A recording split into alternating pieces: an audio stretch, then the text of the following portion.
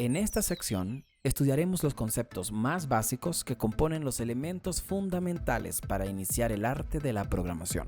Estos fundamentos aplican para todo lenguaje de programación. Sin embargo, en las tres siguientes partes me enfocaré sutilmente a C++. Ya tenemos la idea de que programación tiene que ver con la creación de programas.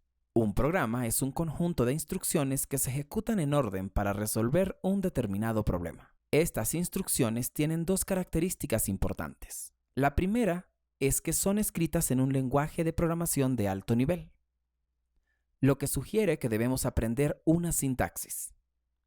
La segunda es que estas instrucciones generalmente nos ayudan a operar tipos de datos. La programación está estrechamente relacionada con las matemáticas, y esto se debe a que cuando modelamos algún problema, lo describimos en función de sus datos, sean estos numéricos o no numéricos. Los procesos de modelado son procesos abstractos en los que buscamos una representación de las cosas. Veamos un ejemplo.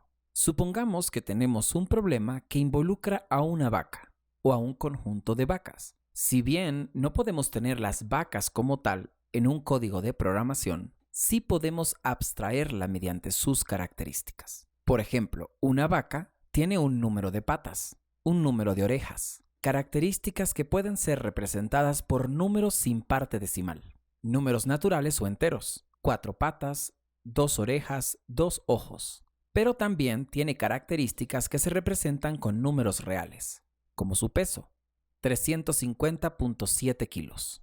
Hasta el momento podemos observar características que se pueden representar de forma discreta, es decir, con números naturales, y otras características con números reales, con parte decimal. Pero también pudiésemos representar su color. Por ejemplo, si la vaca fuese negra, la pudiésemos representar con la letra N. Si fuese absolutamente blanca, con la letra B. En este caso particular, que es blanca y negra, pudiésemos representarla con la letra M, de mixtos. Colores mixtos.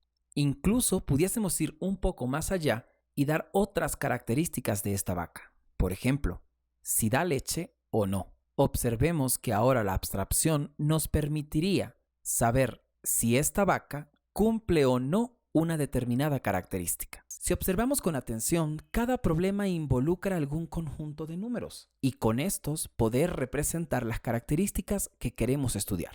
Entonces es vital comprender a priori y como fundamentos de programación la existencia de tipos de datos simples en los lenguajes de programación. Estos son int, char, float y bool. Desde luego, hay otros tipos de datos, pero recordemos que en este punto estamos determinando los fundamentos de la programación, es decir, las bases para poder entender de qué va todo el asunto. El tipo de dato entero, int, representa los números negativos y positivos sin parte decimal.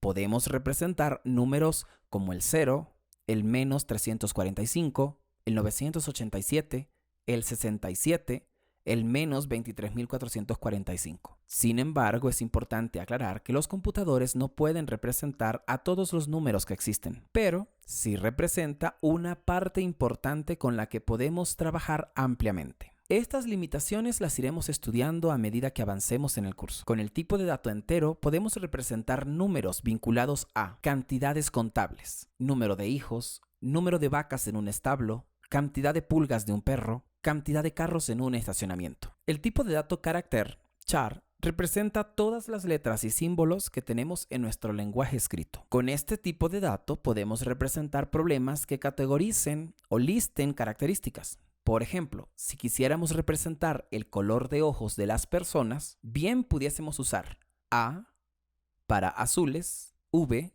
para verde, G para grises, N para negros. Podemos representar también opciones. A representa chocolate, B representa café, C representa té. El tipo de dato booleano, bool, solo tiene dos valores. Lo usamos cuando nuestros problemas nos dejan solo dos opciones. Los dos valores que contiene un tipo de dato bool son verdadero y falso. Por el momento es importante que tengamos en cuenta que existe este tipo de dato y que solo se usa cuando queremos representar características que solo tienen dos posibilidades. Tipo de dato real, float.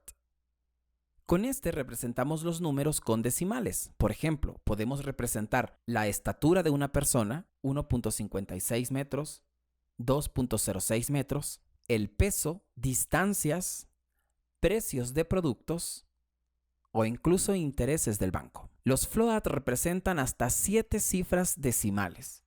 Existen otros tipos de datos denominados double, el cual representa hasta 15 cifras decimales, pero conservan exactamente la misma definición. Es decir, float y double son como hermanos, uno más preciso que el otro.